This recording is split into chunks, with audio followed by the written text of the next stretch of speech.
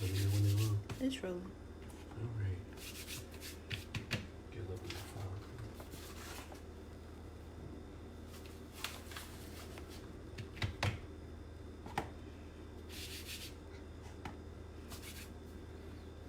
Okay. Got some people in here, baby? No. Okay. Let's go ahead then. Yeah, Okay. just keep doing what you're doing. All right. Let me know when we get to them, folks.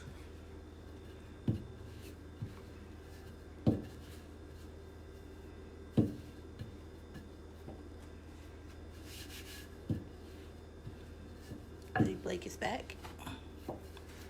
Blake, we gotta link up sometime, man. We gotta link up sometime, man. I saw the boys were grilling out the other day.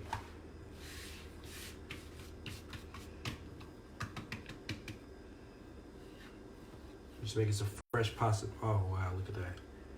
Beautiful.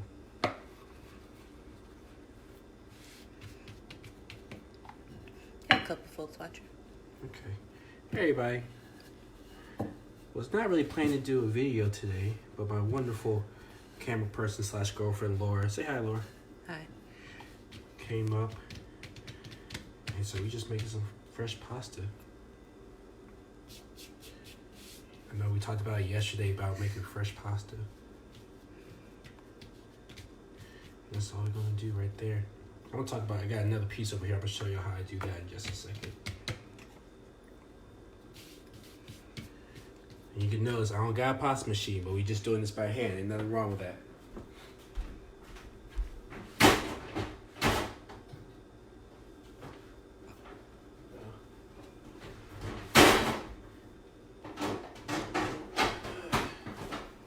Is it stuck? Yeah.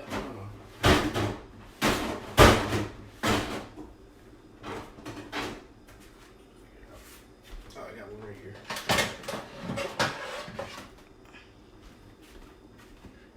What we got?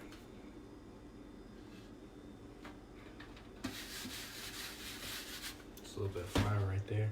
Hit my knife. Taking that dough. Fire it on my knife. No pasta color, but it's still all good. Just take that, go right down just like so. I'm gonna work a little faster to do this next step. Nice flour. Take this, just 1, 2, right down.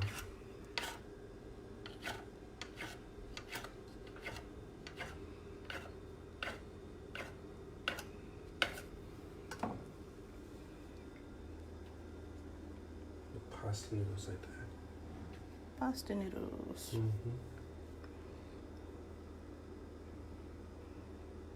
Nothing too fancy, just a little something to do around the house. Get the kids involved if you got some kids.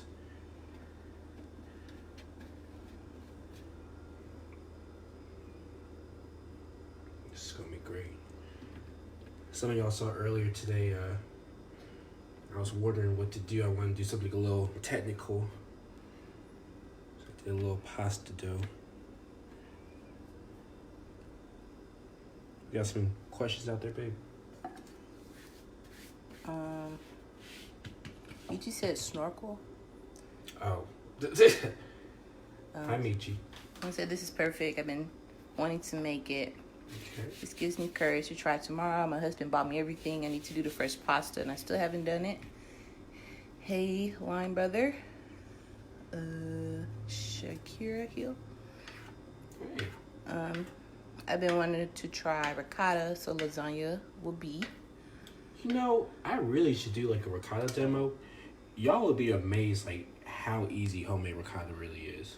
Like, it's scary easy. Remember when I did like the fettuccine? I mean, not the fettuccine, the Alfredo sauce. I'll make fettuccine right now. Ha, that's what it is. When I made the Alfredo sauce, and it was so easy. That's how easy ricotta is. Ricotta is really only like 3 ingredients if you're making it at home. All right. Jarvis gifts and said hello. What What up? So, I'm gonna show you how I did this real quick. So, when we make our pasta, all it is, took a little bit of flour in the bowl, added some egg, a little bit of oil, salt. That's it. Fresh pasta. I wrapped it up in some plastic and I let it sit. You gotta let it sit at least 30 minutes before you start playing with it. You need that time so it can those liquids in there between the egg and the oil can kind of soak up in that flour. So you need to give some time. Plus, gives you some time to do some other stuff as well. All right, you see, I got my surface right here, nice and clean, nice and quarantined, ready to go. And I have my dough. I cut my dough up into 2 bits so I can kind of manage it a little bit easier. I'm just taking my dough right here, just balling it up. Making sure it's nice and floured, balled up, so it won't go anywhere. If you have like a pasta jar, you can dry it here too, but I'm showing y'all this is, you know, I can pull all the fancy restaurant tricks, but this is what I got at the house. And what I got at the house, y'all can do this too. I promise you got all this stuff at the house. All right, before I get this out the way. All right, look all we do. So rolling this dough is just like similar to any other dough, pie dough, pasta dough, same idea, all right? Taking my rolling pin, and I start in the center. I'm just gonna roll back and forth, just like so, all right? Now, I'm gonna see if y'all paying attention out there, all right? I'm gonna do a mistake that a lot of people do. I'm gonna see if you figure out what it is, all right? So I'm gonna roll it. All right, I'm gonna see if y'all caught what I did. A lot of people do that. See what anybody knows in the comments, man. I did it kind of quick, but it's a common mistake a lot of people do.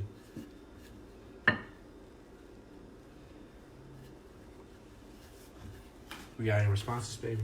No. Okay. I think it's a little lag, so we'll see what happens.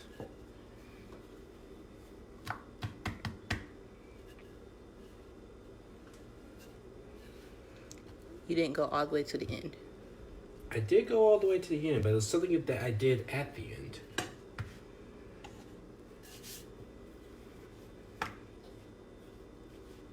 And it's still kind of, if you look really closely, the effect of that is still visible.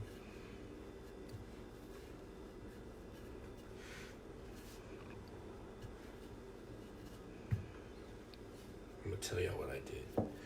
So when you're rolling, a lot of people have a tendency when they get to the end, watch what I do real closely. When they get to the end, they feel like since they're getting to the end, they press down hard, so they press, and they get that little lip down there at the bottom. You don't need to do all that.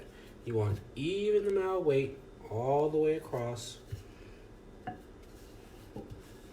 Just like this. Notice how I'm doing this too. I'm trying to keep it as much as a rectangle as possible, all right? I'm taking my flour one side. I'm flipping and rotating. Back on the other side. Just like that. All right? Roll. And roll. And look, if it starts to get a little misshapen, watch what I do with this particular rolling pin. I like this kind of rolling pin versus like the kind that had the handles on it that grandma had. These are a lot better. This one piece, a lot easier to manage. And so like I said, when I was shaping it, if I want to do a little shaping, notice where I just changed the position on just like that, right? Now my hand is using it. It's just going to shape it up just a little bit. Fun fact for the people playing at home, there are 2 things, both these things right here, my knife and my rolling pin, they both have something in common. Let's see if y'all can figure that out real quick. I'll give y'all just a second. What does a knife and a rolling pin both have in common when it comes to kitchens? Is a very cardinal rule that they both share.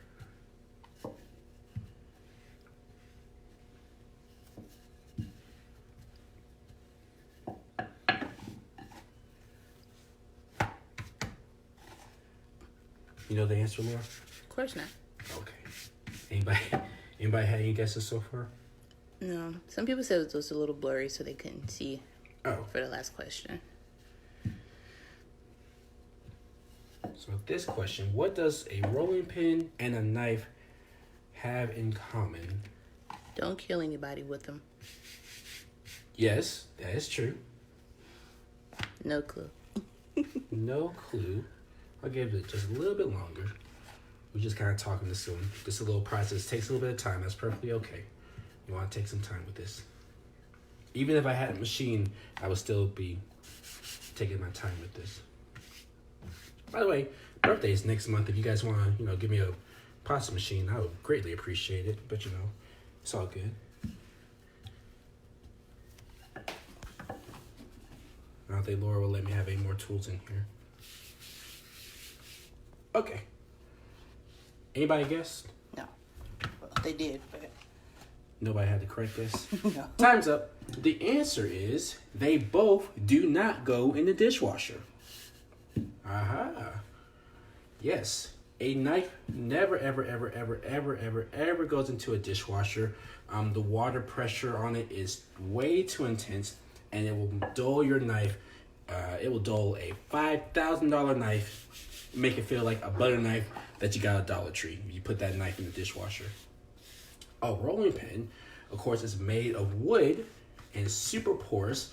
So if you put that inside of a dishwasher, it will start to expand and it will ruin your rolling pin, right? So you actually, when you do a rolling pin cleaning, you actually are doing it pretty dry as opposed to using water.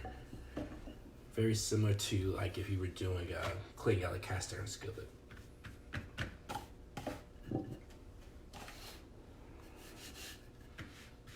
Anthony Mitchell said hello.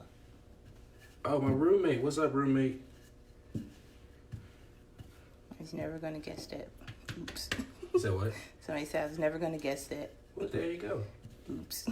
Roommate, we got to do that. I got to come on the podcast one day, man.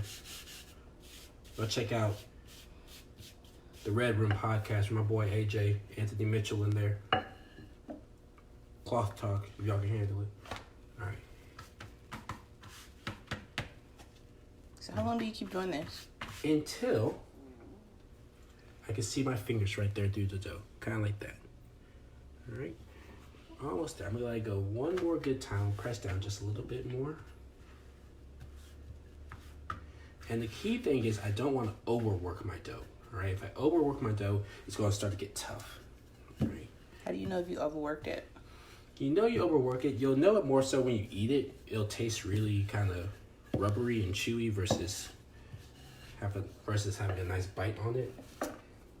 It's more of like the experience thing versus a more so seeing thing.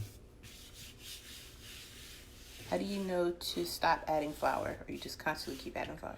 I'm just constantly adding flour because this work surface that I'm on right now, it can hold a lot of moisture, and I want this as dry as possible. I don't want any moisture really going into my dough, just because I just want to make it a little bit easier on myself. So what's the ideal surface to make pasta on? Wood. It's like a wooden cutting board. If you have a wooden cutting board, yeah. If it's big enough, I have a wooden cutting board here, but it's just not big enough. And I'd rather just use this, because I'm also going to go pretty fast too, so.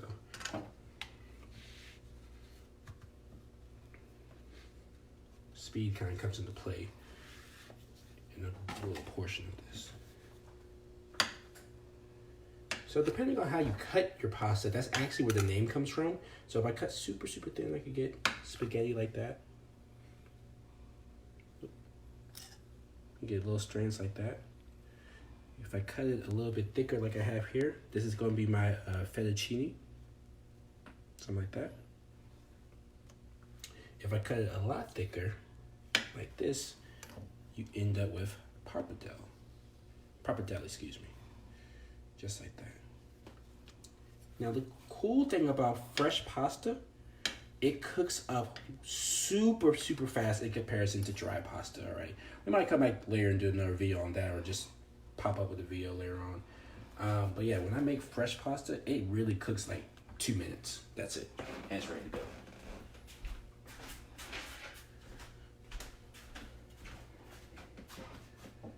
But yeah, that's all we're gonna do right now. I'm gonna finish up the rest of dinner.